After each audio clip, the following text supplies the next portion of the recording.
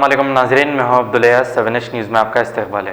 टोली चौकी में देर रात NRC, CAA और NPR के खिलाफ अवाम ने एहतजाज किया है, जिसमें ख़वातीनों की बहुत बड़ी तादाद रोड पर निकल गई। इसके बावजूद भी KCR खामोश है, इसलिए कि KCR BJP के साथ मिलकर सरकार चला रहे हैं।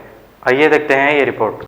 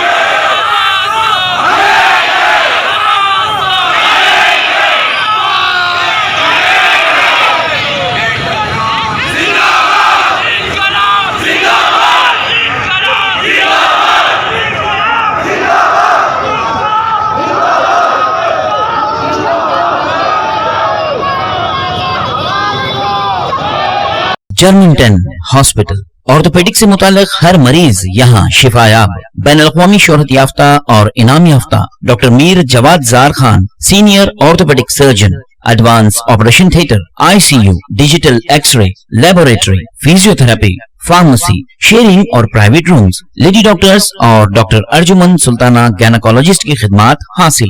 वाजिबी फीस और मुकम्मल सहूलियात से हजारों मुतमईन। एम्बुलेंस से आरास्ता Germington orthopaedic hospital, pillar number 150, Attapur, Hyderabad. सच्ची खबरें आप तक पहुंचाता है 7H न्यूज।